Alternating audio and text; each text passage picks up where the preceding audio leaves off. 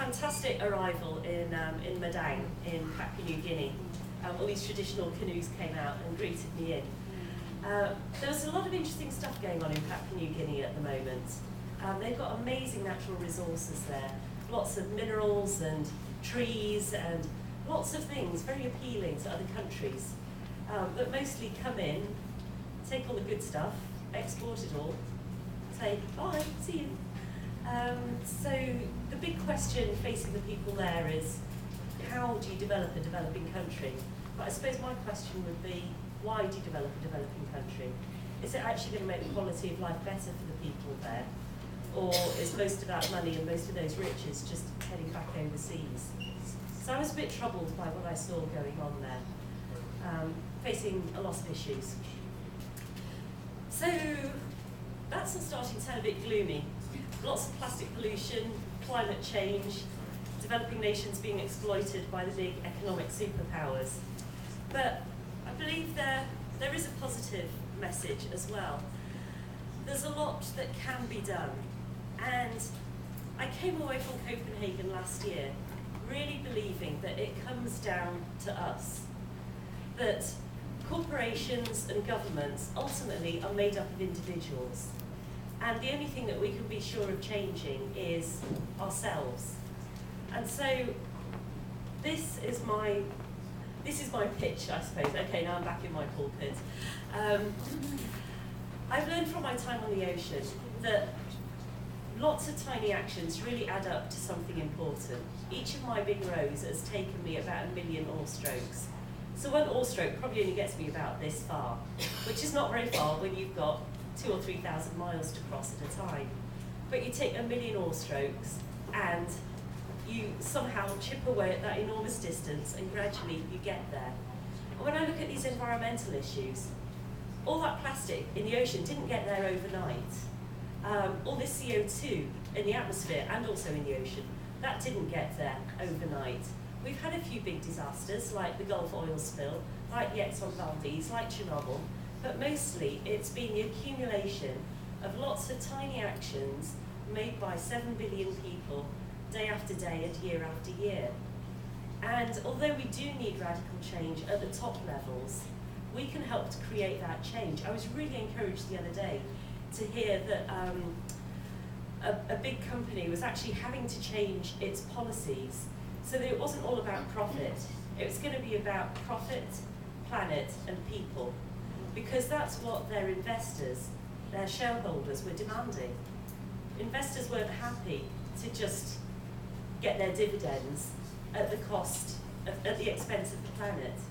And so we're all casting a vote every time we buy something or choose how we're going to get from A to B. And it's a great idea to really choose to cast our votes wisely. And I know that here in Asheville I'm preaching to the converted, but what I would like to say to you is we all have circles of influence.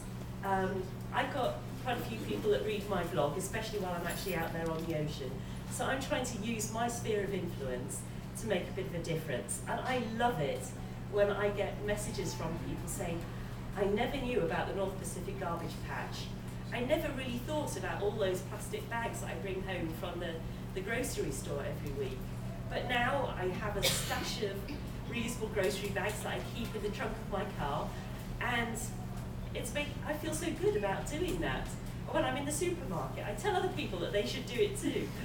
And so if we can all just use our circles of influence to try and make that difference in the world, I call it the ripple effect. I like my sort of watery metaphors.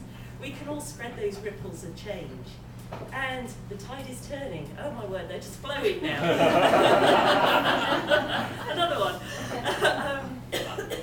We really can start working towards a greener future. And I found that on the ocean, I have to keep that very strong vision in my mind of where I'm going. I don't just mean Antigua or Papua New Guinea.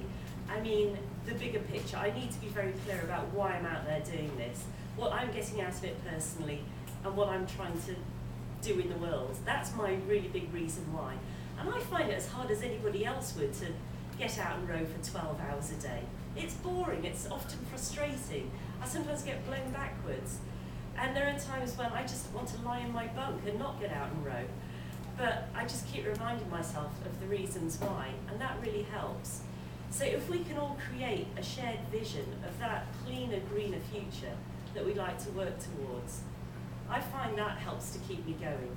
When you've got a strong enough reason why, you'll always find the way how. And we can achieve almost anything if we just concentrate on the process. If we think, how can we get a little bit closer to that goal, day after day and year after year? It is going to take patience.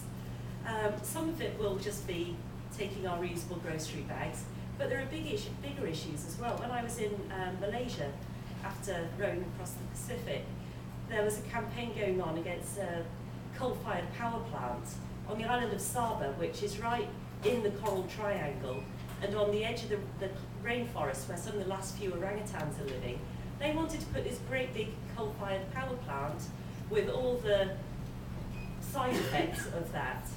And so there are those bigger issues, but they're local. So if we can find those projects that will get people fired up and get them active, get them doing something, that makes an even bigger impact. So if you know people who are concerned about the environment but they're not doing anything about it, see if you can nudge them into doing something about it. If they're already doing something, see if you can nudge them to do a bit more. And if they're already doing quite a lot, see if you can get them to actually take on a campaign against something bad that's happening in their local neighbourhood. And just one battle at a time, we will win the war. So what next for me? Well, there's still another big ocean out there. The Indian Ocean. Starting around about March 31st next year, I'm planning to set out from Western Australia. My boat's already there. And to row to Africa, Zanzibar or Dar es Salaam, hopefully not Somalia, because that wouldn't be so great. It's going to be my biggest row yet. It's about 4,000 miles, which I estimate is going to take me about 5 months. And it doesn't get any easier.